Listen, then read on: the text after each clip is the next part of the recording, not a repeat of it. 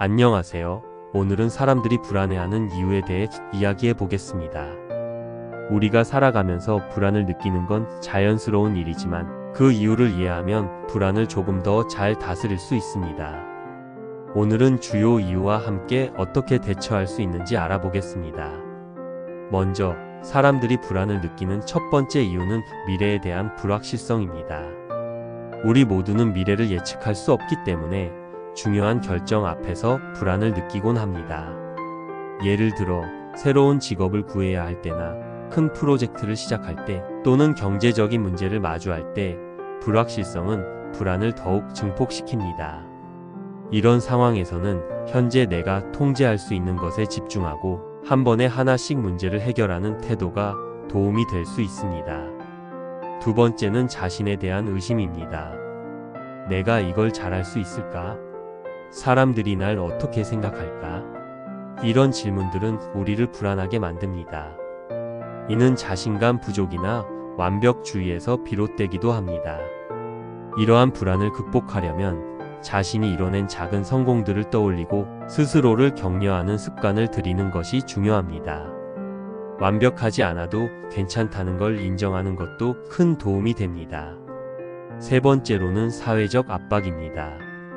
우리는 모두 다른 사람들과 관계를 맺으며 살아가는데 때로는 그 관계에서 오는 압박감이 불안을 유발하기도 합니다. 예를 들어 가족이나 친구, 직장 동료들의 기대를 충족해야 한다는 부담감이 있죠. 이런 경우에는 자신의 감정을 솔직하게 표현하고 때로는 거절하는 용기를 가지는 것도 필요합니다. 사람들과의 관계에서 균형을 맞추는 것이 중요합니다. 네 번째는 건강에 대한 걱정입니다. 특히 요즘처럼 전염병이나 질병에 대한 뉴스가 많을 때 건강에 대한 불안이 커질 수밖에 없습니다. 이럴 때는 정확한 정보를 얻고 규칙적인 운동과 건강한 식습관을 유지하며 과도한 걱정은 피하려는 노력이 필요합니다. 불안은 건강에도 영향을 미칠 수 있으니 이 부분을 특히 주의해야 합니다. 다섯 번째는 경제적 문제입니다. 돈은 우리가 삶을 유지하는데 필수적인 요소이기 때문에 경제적인 어려움은 큰 불안을 초래할 수 있습니다. 이런 상황에서는 재정 상태를 명확히 파악하고 가능한 대책을 마련하며 필요하다면 전문가의 도움을 받는 것이 중요합니다. 작은 변화부터 시작해 점진적으로 문제를 해결해 나가는 것이 효과적입니다. 마지막으로 과거의 트라우마가 불안을 유발하기도 합니다. 과거에 겪었던 부정적인 경험이나 실패가 현재에도 영향을 미칠 수 있는데요. 이는 때로 우리의 무의식 속에서 작용하기도 합니다.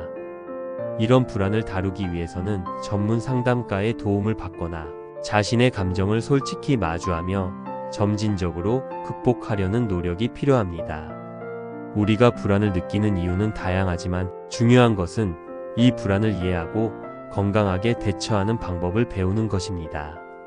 불안은 완전히 없앨 수는 없지만 이를 관리하고 활용하는 방법을 배우면 삶의 질을 크게 높일 수 있습니다. 오늘 말씀드린 내용이 여러분께 조금이나마 도움이 되길 바랍니다. 여러분은 어떤 이유로 불안을 느끼시나요? 댓글로 나눠주시면 함께 이야기 나눠봐요. 감사합니다.